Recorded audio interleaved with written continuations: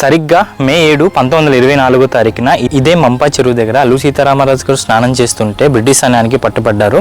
రంపా తిరుగుబాటు సమయంలో చాలా మంది గిరిజనులు పోగు చేసుకుని బ్రిటిష్ వాళ్ళపై తిరగబడడం జరిగింది. 36కు పైగా సాయుధ పోరాటాలు చేశారని మీకు చాలాసార్లు చెప్పాను. ఆ సాయుధ పోరాటాల్లోనే ఒక పోరాటంలో చాలా మంది తన సైన్యాన్ని 200 మందికి పైగా గిరిజనుల్ని కోల్పోవడం జరిగింది. సో ఈ రక్తపాతం ఇక్కడితో ఆగాలని చెప్పేసి అల్లూరి సీతారామరాజు గారు పట్టుబడకుండా ముందే రూదర్ఫర్డ్ ఏం చేశారంటే ఒక పత్రిక పైన అల్లూరి సీతారామరాజుని పట్టుకుంటే 10,000 రూపాయలు బహుమానంగా ఇస్తానని చెప్పేసి ఒక పత్రిక పైన వేయించడం జరిగింది.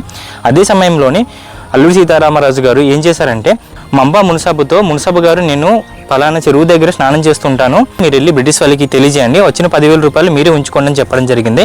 అయితే మంబా మున్సబు గారు దాన్ని తిరస్కరించారు. ఈ చుట్టుపక్కల ఒక పశువుల కాపర్ ఉంటే ఆ పశువుల కాపర్నికి ఇదే సమాచారాన్ని బ్రిటిష్ వాళ్ళకి తెలియజేయమని చెప్పేసి, సో ఇక్కడ పశువులు కాస్తున్న పశువుల కాపర్ ఏం చేశారంటే అదే విషయాన్ని వాళ్ళకి తెలియజేయడం జరిగింది. అదే సమయంలో అల్లూరి సీతారామరాజు గారు ఇక్కడ స్నానం చేస్తుంటే బ్రిటిష్ వాళ్ళకి అయితే పట్టుబడడం జరిగింది.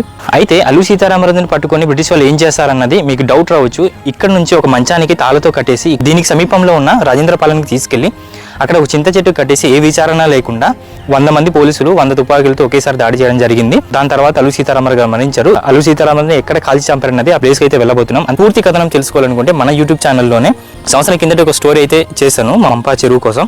మీకు కనుక వీడియో ఇంట్రెస్ట్ ఉంటే వెళ్ళి మన యూట్యూబ్ ఛానల్లో పూర్తి వీడియోని చూసేయండి.